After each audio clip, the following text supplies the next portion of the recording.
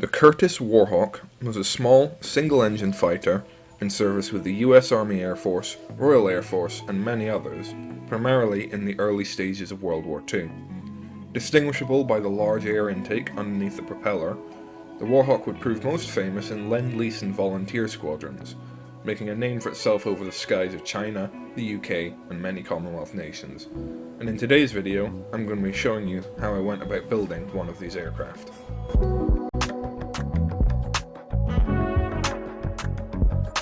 Assembly begins with the cockpit. I cut out the parts from the sprues I need using a sharp set of clippers, and clean up any flash, mold lines, or other defects using a hobby knife and file. The parts are then glued together using plastic cement and set to one side to dry.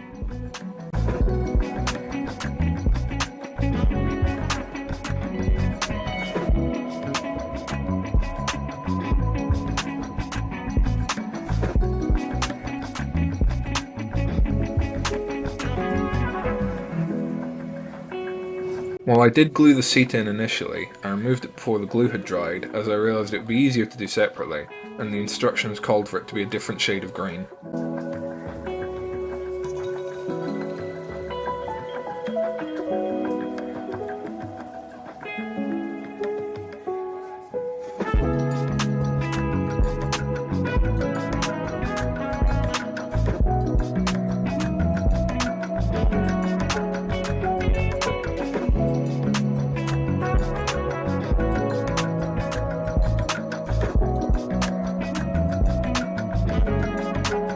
The fuselage halves were then clipped from the sprue and cleaned up using my knife and some cheap files. The walls of the fuselage as well as the cockpit were then painted interior green.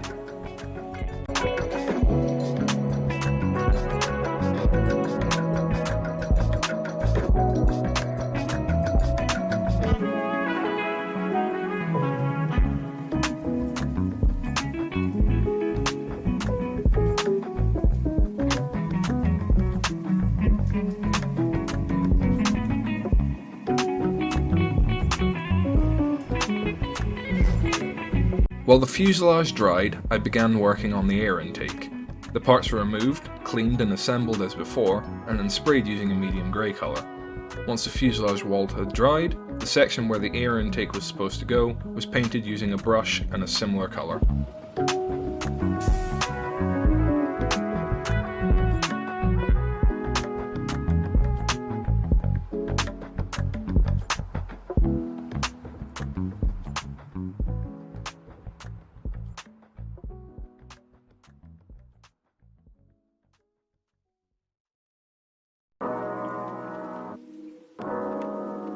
Finally, I spray the dashboard with black and paint the grips of the control levers.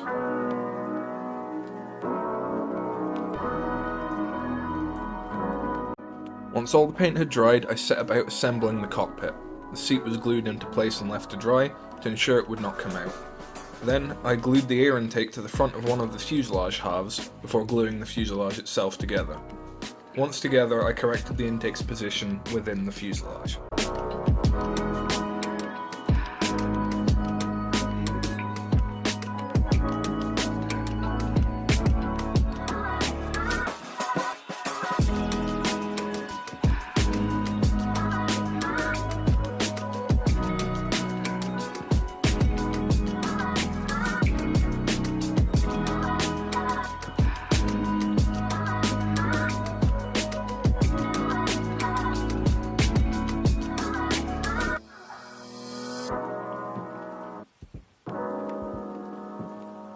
As this dried, I painted the dashboard dials with a pointed brush and some white paint. After drying, I carefully pushed the dashboard into place and glued the cockpit into its position in the fuselage. I then gave the entire cockpit assembly a black acrylic wash to help the details stand out.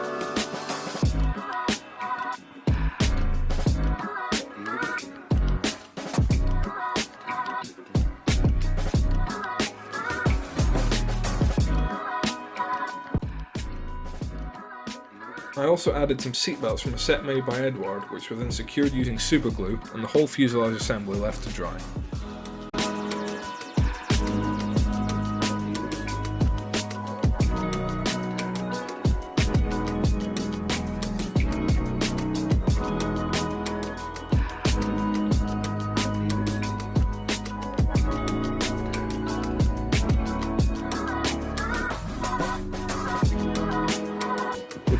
the way, I could begin working on the rest of the plane. I first remove the bottom side of the wing, cleaning it up as normal, and then spray colour into the wheel wells. I chose to use a yellow zinc chromate in order to add an additional colour to the model and add more visual interest, but a great deal would also have been painted the same interior green as the cockpit, so it is your choice how you paint this. I did this now to try and avoid overspray, as my airbrush's pressure controls were not working properly at the time. Next part of the assembly is the rear of the cockpit. The kit includes parts for both the M and N variants of the Warhawk, so I made sure to cut out the correct part. This was then painted using the same interior green colour that I'd used in the cockpit.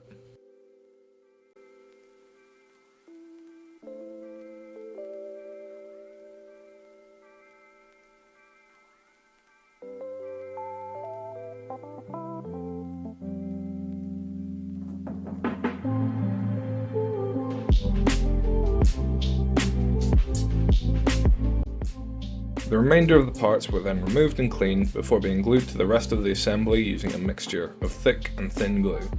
For now, I left the parts for the cockpit, propeller and landing gear on the sprue, as I would be painting them later.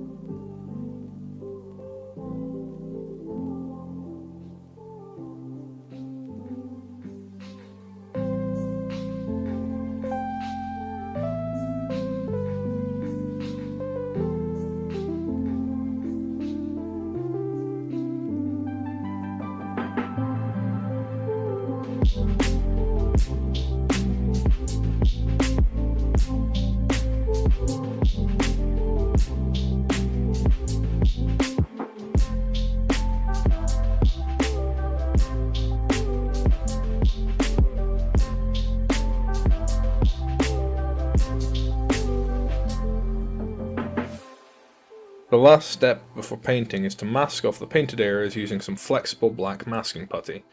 I could then spray the whole aircraft with some primer, which provides an even surface for paint, as well as helping me see if there are any gaps or imperfections that need to be repaired. However, the fit of the kit was excellent and needed no further adjustments.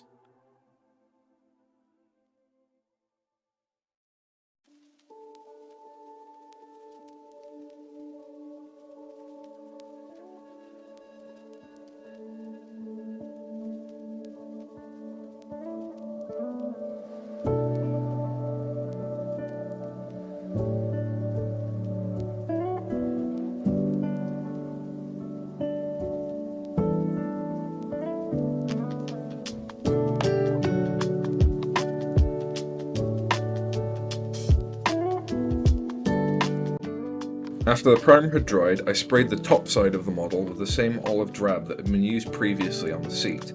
I tried to ensure this layer was thin so that it did not clog any detail.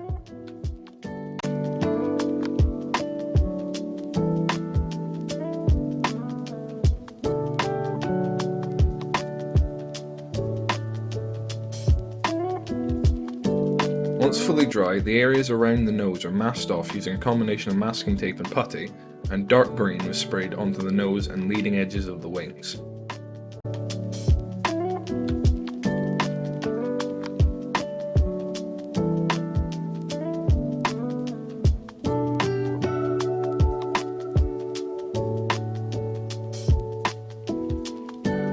Finally, I spray a neutral grey onto the undersides of the aircraft. I didn't bother masking here to give a more natural transition between the colours, but you can if you wish to be safe.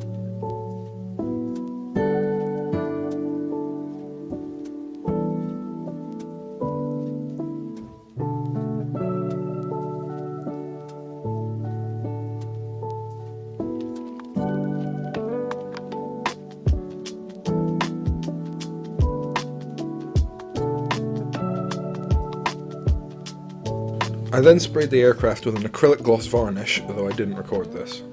With the varnish dry, I could apply the decals. I cut them out from the sheet and soaked them in warm water before moving them onto the aircraft.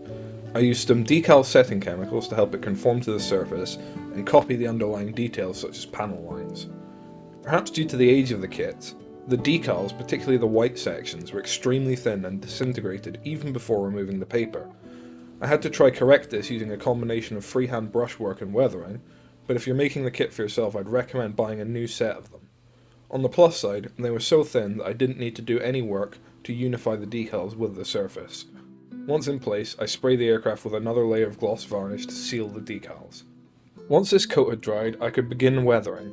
The first stage was applying a wash into the panel lines, which would help to break up the single colour of the aircraft and provide more visual interest.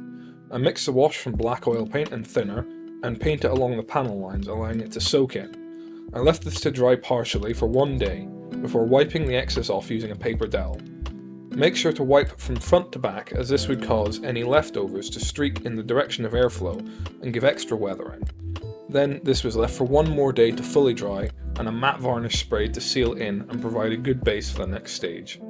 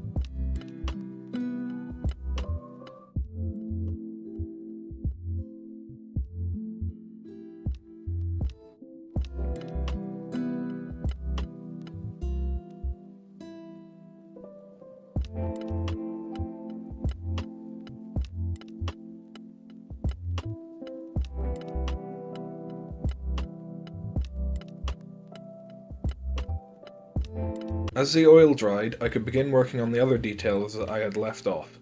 I assemble the drop tank, mask the canopy parts, and spray both as well as the propeller cap with olive drab. The propeller itself was sprayed with black and then decals applied. I then used a red acrylic paint to paint the nose of the propeller cap as per the instructions, and then all these parts were given a matte varnish.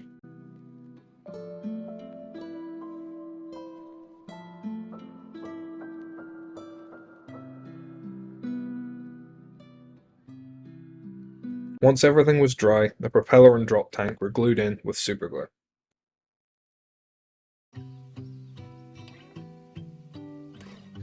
The penultimate step was to assemble and paint the landing gear. The parts are removed and assembled before being sprayed with an aluminium colour.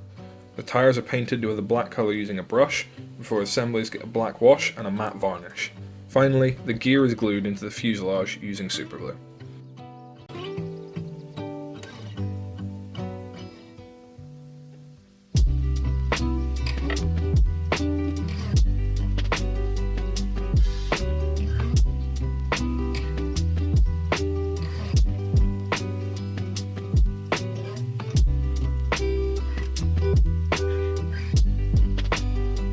For weathering, I wanted to make this aircraft look very dirty and battered, as if it had been fighting from some rural airbase for years and years. This is partially as I like the effect, and also because I wanted to cover the mishaps from the decals from earlier. I begin by applying white oil paint to the areas of the aircraft that be covered in fabric, like the control surfaces, and blending it with a flat brush. This has the effect of making these areas lighter and appear sun-bleached, as the oil paint acts like a filter, which makes them stand out from the rest of the aircraft, which would have been metal. I use some oil thinner to clean up any spillover.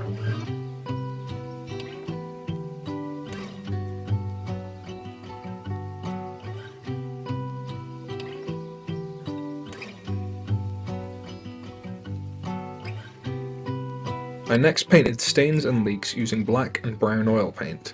I paint a dot or line where I want it to begin, before teasing it out using a flat brush and cotton buds.